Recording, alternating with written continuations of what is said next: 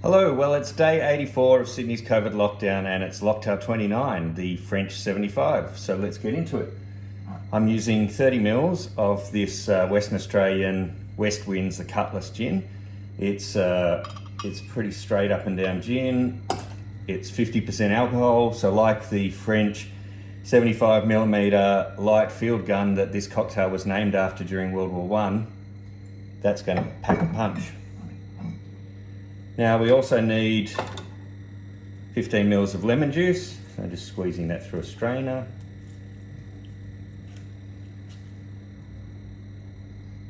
That should do me for 15 mils.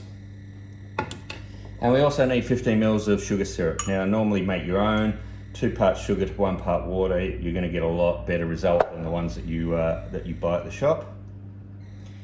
And then that's in a shaker full of ice.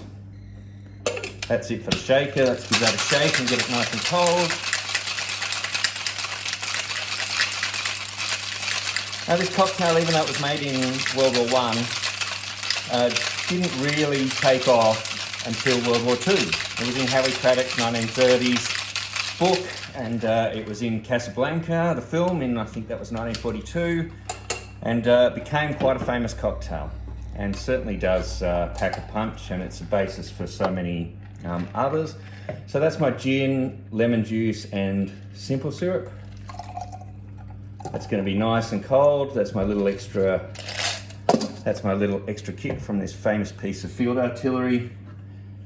And then of course some French champagne, some Brut champagne. Moet was from the 1700s, so this is definitely way before our timeline, but champagne comes up so many times in cocktails. Champagne bottles were used to rebottle gin and a bunch of other cocktails. This is always the tricky part, as everyone knows. Excuse me, this is a little tighter than they normally are, probably because they're a little colder than they normally are too. There we go. So some nice French champagne on this warm spring day, and like all champagne, you need to pour this with a little bit of care. Otherwise that's going to happen. Another thing about being rushed in these videos. Tastes pretty good already though. You need about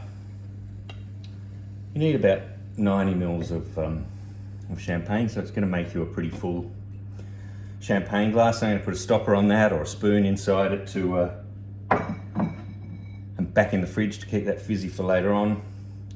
But there we have it, a pretty badly made French 75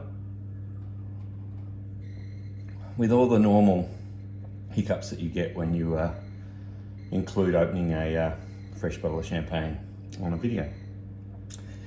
But I'm not going to retake the video. You can see what a homemade cocktail is like. Join me Saturday, tomorrow, day 85.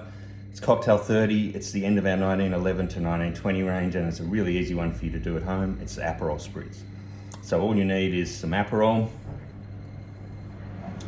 a very famous orangey coloured Aperol there, some Prosecco, but if you're doing the French 75 you can use your leftover Moet, and some soda water or mineral water, and lots of ice. That's pretty much it.